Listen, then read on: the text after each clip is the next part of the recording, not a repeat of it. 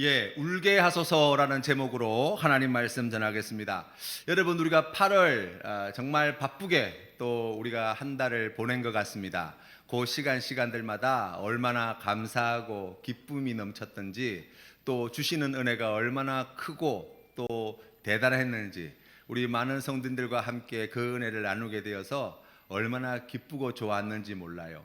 우리가 오늘 이 시간에 우리 예배드리기 말씀을 듣기에 앞서서 우리 옆에 계신 성도님들과 우리 함께 이렇게 안부 인사를 나누면 어떨까요? 잘 지내셨습니까? 괜찮으세요? 예. 그 지난주에 말씀을 전하신 김영우 목사님께서 설교하신 가운데 제 마음에 이렇게 큰 충격으로 다가왔던 말씀이 있었어요. 그게 뭐냐면, 같은 교회에서 20년을 신앙생활을 하는데 우정이 생기지 않는다는 거예요. 그 가만히 보니까 좀 그런 것 같아요. 그래서 그 말씀을 들으면서 아이고, 내가 그동안 뭐 했나 하는 그러한 반성이 많이 되었습니다. 사랑하는 성도 여러분, 어떻습니까? 옆에서 같이 예배드리시는 우리 성도님들과 귀한 사랑을 나누고 있습니까? 우정을 나누고 있습니까? 세월이 깊어지면서 사랑하는 마음이 더 깊어지고 또 알게 되어지는 것이 더욱 깊어지고, 그러면서 마음을 나누고 삶을 나누고 또 물질을 나누고 은혜를 나누는 그런 좋은 관계가 되고 있습니까? 우리가 그것을 함께 꿈꾸었으면 좋겠습니다. 그래서 우리 센텀 장로교회가 다른 것보다 정말 하나님께서 기뻐하시는 하나님의 나라를 맛볼 수 있는, 그 나라를 살아갈 수 있는, 그리고 그 나라의 기쁜 소식을 함께 전할 수 있는 그런 귀한 공동체로 자라갈 수 있도록 우리 모든 성도님들이 함께 마음을 같이 해주시고 함께 동참해 주시면 감사하겠습니다. 예, 이제 말씀을 전하겠습니다. 그 세계적인 경영 석학인 짐 콜린스라는 분이 계신데요, 이분이 쓰신 책 가운데에 이런 책이 있어요. 위대한 기업은 다 어디로 갔을까라는 책이에요. 이 내용이 무엇이냐면, 한때 세계를 주름잡고 세계의 많은 사람들에게, 나라들에게 이름이 알려졌던 그런 성공한 기업들, 그 성공한 기업들이 그 성공을 오래 지속시키지 못하고 곧잘 망하더라는 거예요. 100년의 세월을 견디지 못하는 기업들이 대부분이 99%는 100년의 세월을 견디지 못하고 지금까지 100년의 세월을 잘 견디고 계속해서 성장해 나가는 기업은 1%도 채 되지 않는다는 거예요.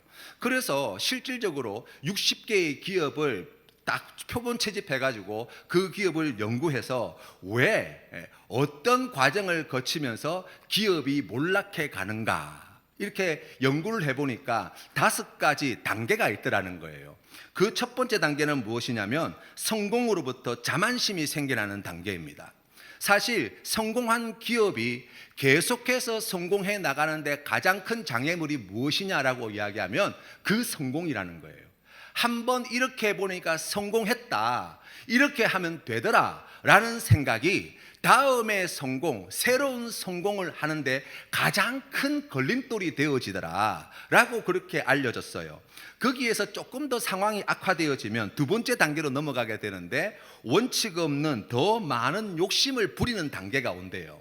생각해보면 기업을 경영하는 최고 경영자의 입장에서는 회사가 지금 잘 되고 시장 점유율이 늘어나고 수익이 늘게 되면 대부분이 어떻게 생각하냐면, 자, 물이 들어왔을 때 뭐 해야 되는 거예요? 노를 저어야 되는 거예요. 지금 열심히 잘 달리고 있는 말에 뭐 해야 되는 거예요? 채찍질을 해야 되는 거예요.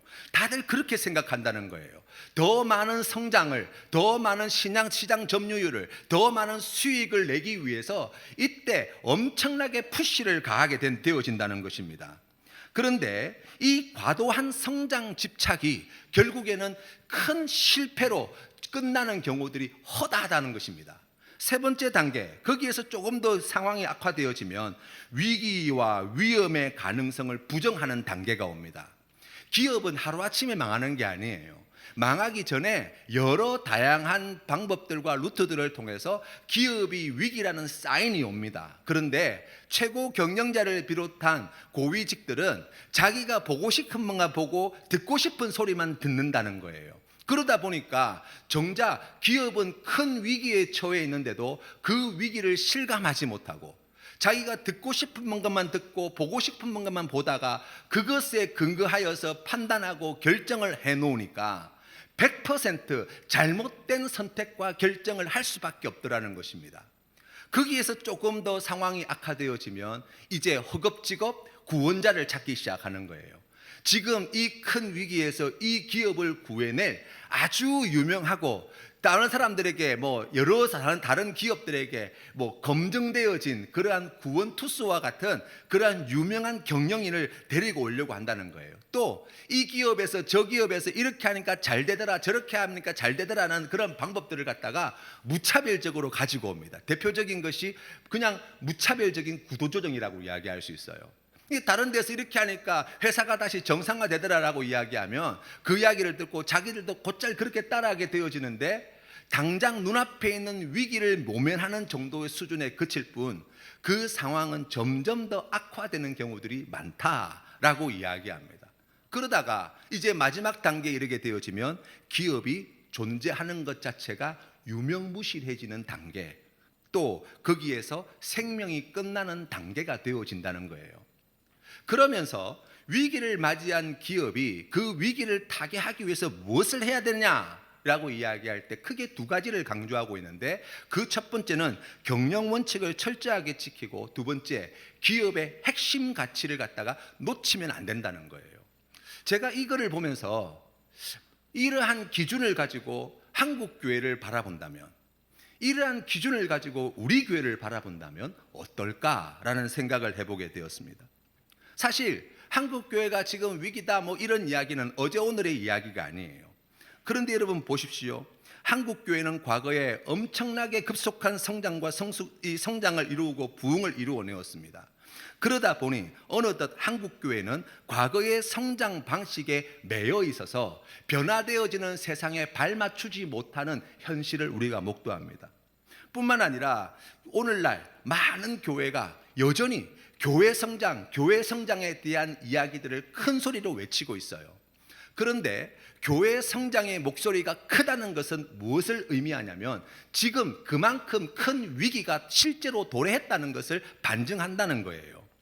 뿐만 아니라 많은 이러한 위기에 대한 이야기를 할 때 많은 사람들이 지금 세상이 이렇고 사회가 이렇고 젊은이가 이렇고 다음 자라는 세대가 이렇고 문화가 이렇고 이러한 교회의 위기의 원인을 갖다가 자꾸 교회 밖에서 찾으려는 목소리를 내는 경우들을 우리가 종종 보게 됩니다.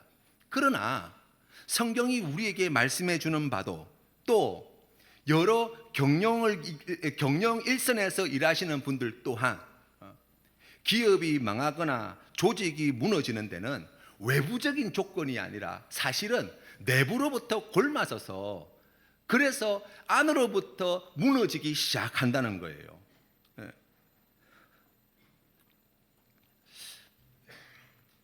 많은 분들이 그런 생각을 합니다. 왜 지금은 제2의 조용기 목사님 같은 분이 나오지 않나?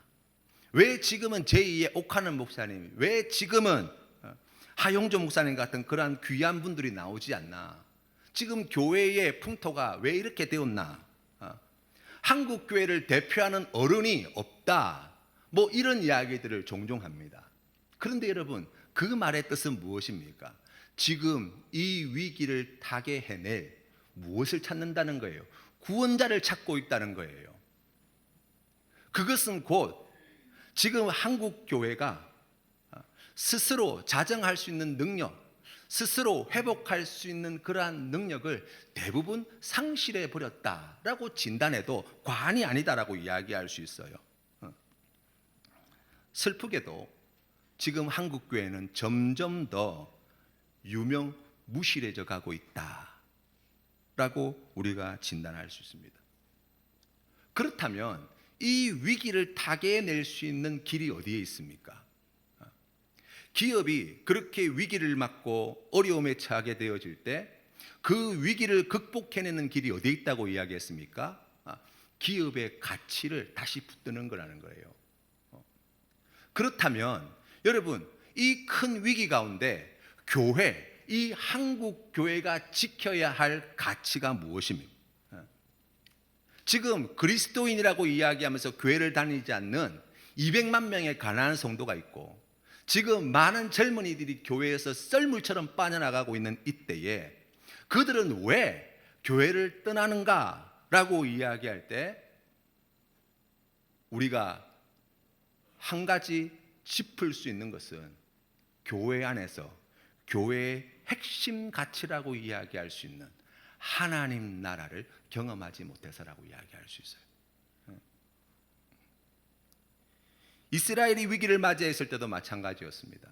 오늘 성경 말씀 17절 말씀에 우리가 헛되이 도움을 바람으로 우리의 눈이 상하며 우리를 구원하지 못할 나라를 바라보았도다.